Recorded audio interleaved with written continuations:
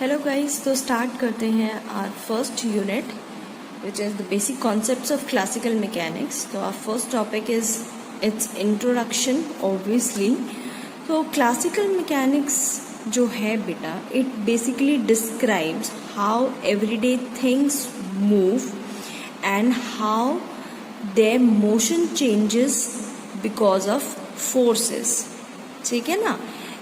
और हम इसको इस तरीके से भी डिफाइन कर सकते हैं कि it is the part of mechanics which deals with the description and explanation of the motion of object. और वो जो ऑब्जेक्ट होंगे वो ना तो ज़्यादा बड़े होंगे और ना ज़्यादा छोटे होंगे। क्लियर। नाउ अब ये जो क्लासिकल मैकेनिक्स है, it is divided in subsections. First one is kinematics, then dynamics and statics. तो तीनों के अपने नाम भी सुने होंगे। ठीक है, तो वन बाय वन हम इनको एक्सप्लेन करते हैं। जो काइनेमैटिक जो सेक्शन है बेटा, in kinematics classical mechanics basically deals with all the possible motions, लेकिन वहाँ पे हमें मोशन के कॉज से कोई लेना देना नहीं होता। ठीक है ना, without reference to the agency which cause such motions. Clear. जैसे कि आपने पढ़ा भी होगा, ठीक है ना, गैलीलियो लॉज पढ़े हैं आपने, Kepler's laws of planetary motion पढ़े हैं आपने, तो they all comes under kinematics. Now dynamics जो है, it deals with the motion due to forces associated with the properties of moving object. It means यहाँ पे we should know the cause of the motion. Clear, कि motion हो किस वजह से रहा है, we should have the knowledge of that. Clear, समझ में आया।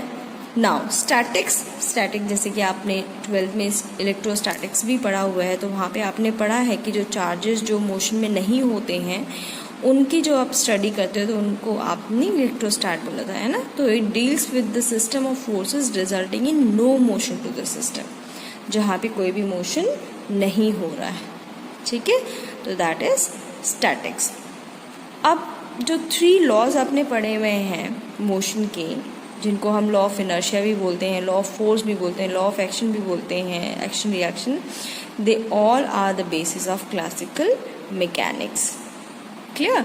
तो क्लासिकल मैकेनिक्स की डेफिनेशन क्लियर हो गई है। मैं एक बार वापस से रिपीट कर देती हूँ। Classical mechanics is that branch of physics which deals with the description and explanation of the motion of object, neither too big not too small. चलिए अब देखते हैं कि एक सिंगल पार्टिकल के लिए क्या क्या इम्पॉर्टेंट टर्म्स या हम रिलेट कर सकते हैं, उसी को हम बोलते हैं mechanics of a particle. Clear. तो यहाँ पे हम सपोज कर लेते हैं कि कोई भी एक पार्टिकल है जिसका मास m है, जो कि इस l पाथ को फॉलो कर रहा है। ठीक है, और एक पर्टिकुलर इंस्टेंट ऑफ टाइम पे, जो टाइम t है, उस पे जो पार्टिकल की पोजीशन है वो है a, और उसका जो पोजीशन वेक्टर है वो है r फ्रॉम ओरिजिन। क्लियर। तो अगर मुझे यहाँ पे वेलोसिटी को डिफाइन करना है उस पर्टिकुलर टाइम t के लिए, तो मेरी वेलोसिटी क्या हो जाएगी, rate of change of position, और that will be given as dr/dt। Clear बेटा। इसी तरीके से अगर मैं बोलूँ कि डिस्प्लेसमेंट हो रहा है पार्टिकल का फ्रॉम p टू q, तो डिस्प्लेसमेंट को अगर हम डेल्टा s से रिप्रेजेंट करते हैं, तो वहाँ पे जो इंस्टेंटेनियस वेलोसिटी जो हो जाएगी वो क्या हो जाएगी, उसको हम इस तरीके से डिफाइन कर सकते हैं। क्लियर। यहाँ पे डेल्टा s क्या है, r2 माइनस r1।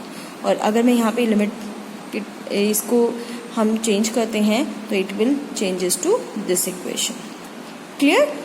ठीक है। अब एक और चीज़, क्योंकि वेलोसिटी जो है एक वेक्टर क्वांटिटी, तो उसकी डायरेक्शन का पता होना बहुत ज़रूरी है। तो यहाँ पे डायरेक्शन को कैसे आप डिफाइन करोगे वेलोसिटी की, तो जो डायरेक्शन होगी वेलोसिटी की, वो it is the tangent to, मतलब वो जो भी टेंजेंट उस पॉइंट पे जो बनेगी, उस टेंजेंट के अलॉन्ग जो है वेलोसिटी की डायरेक्शन को आप शो कर सकते हैं। क्लियर। चलिए, वेलोसिटी की बात हुई तो हम लीनियर मोमेंटम को भी डिफाइन कर सकते हैं। लीनियर मोमेंटम होता क्या है, product of mass into velocity, है ना। और वेलोसिटी को हम कैसे हम डिराइव कर सकते हैं dr/dt।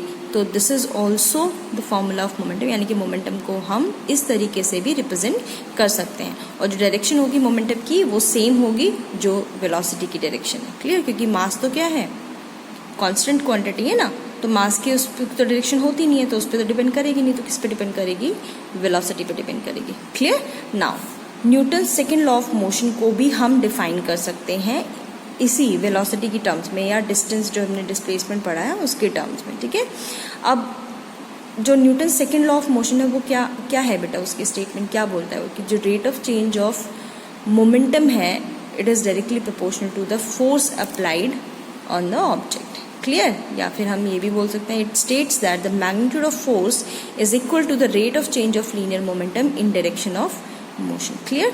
तो ये इसका रिप्रेजेंटेशन हो गया। मोमेंटम हम इस तरीके से लिख सकते हैं, यहाँ पे m क्योंकि कांस्टेंट है तो उसको ले लिया हमने बाहर, dv/dt। dv/dt क्या है, rate of change of velocity which is known as acceleration. तो फोर्स मेरा क्या हो गया, मास इनटू एक्सेलरेशन। ठीक है, अगर हम rate of change of velocity को भी इन टर्म्स ऑफ डिस्टेंस या डिस्प्लेसमेंट डिराइव करना चाहें तो मेरे पास जो इक्वेशन आ जाएगी वो क्या बन जाएगी फोर्स की, वो ये बन जाएगी। और इस इक्वेशन को हम बोलते हैं motion of particle, equation of motion of particle. साथ में it is also known as the second order differential equation. Clear बेटा? हाँ जी, तो ये बेसिक इंट्रोडक्शन था। ठीक है ना, अब हम नेक्स्ट वीडियो में जो है इसमें जो भी हम टर्म्स यूज़ करने वाले हैं, ठीक है, उन सारी टर्म्स को स्टडी करेंगे 1 by 1। क्लियर? Okay then.